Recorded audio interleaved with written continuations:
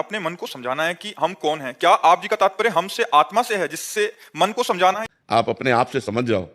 ये मन से समझना नहीं होता, ये अपने आप से समझना होता है। यही तो कठिन बात है ना ज्ञान मार्ग में।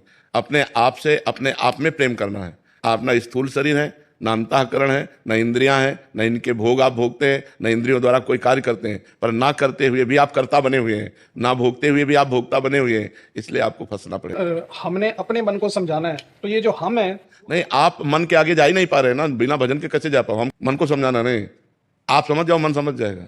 आप अपने को जानते ही नहीं हो तो क्या समझे? आत्मा, परमात्मा स्वरूप, तत्त्वम असि। प्रश्न करे कि जैसे मैं कौन हूं, तो वेद उत्तर दे रहा है, तत्त्वम असि, तुम वही परमात्मा स्वरूप हो।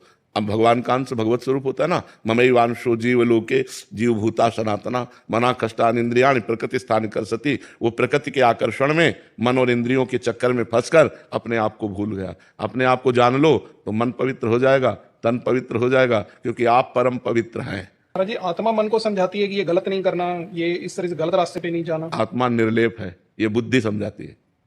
जो समझाने का कार्य है वो बुद्धि का है, जो संकल्प विकल्प करने का कार्य वो मन का है, जो चिंतन का कार्य है वो चित्त का है, जो क्रिया को स्वीकार करना और अस्वीकार करना, भोक्ता और कर्ता भाव, ये अहंकार का है। अंतःकरण चतुष्टय में मन बुद्धि चित्त अहंकार।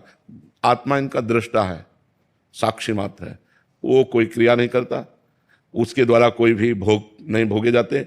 वो निर्विकार सच्चिदानंदमय है। तभी तो मोक्ष को प्राप्त हो जाता है जीव, जब अपने स्वरूप को जान जाता है। पर ये ज्ञान प्राप्त होना बहुत कठिन है। सुन लेना, बोल लेना अलग बात है, लेकिन इसका अनुभव होना अलग बात है। जब अनुभव हो जाएगा तो कोई भी विषय आप पर प्रभावित नहीं करेगा। कोई भी काम, क्रोध, लोभ, मोह, मद, मत्सर, इनका प्रभाव ना अभी है ना आगे रहेगा। अब भी नहीं है, पर ना होते हुए भी हम स्वीकार किए हुए हैं। इसलिए हमको भास रहा है जैसे स्वप्न में कोई भी पदार्थ, वस्तु, व्यक्ति, स्थान नहीं होता, पर भासता है जब तक हम जगेंगे नहीं। ऐसे ही जब तक हम अज्ञान से पूर्ण रूप से जगेंगे नहीं, मोह निद्रा से, तब तक ये स्त्री पुरुष, जड़ चैतन्य, दुख सुख आदि द्वंद्व बने रहेंगे। और जब हमें शुद्ध ज्ञान हो जाएगा तब ये द्वंद्व सब नष्ट हो जाते हैं। महाराज जी, आत्मा सिर्फ सुनती है और देखती है या बोलने की भी शक्ति होती सुनने का काम श्रवणेंद्रिय का है, बोलने का काम वाक्येंद्रिय का है, देखने का काम नेत्रेंद्रिय का। वो कुछ नहीं करती। आत्मा को देखा है और यमदूत के भी दर्शन हुए, एक ऐसी स्थिति आई और अब हमें बड़ी समस्या तो ये हो गई कि आप अलग हो गई, आत्मा अलग हो गई। आत्मा कोई दृश्य है क्या? आत्मा दृष्टा है, साक्षी है।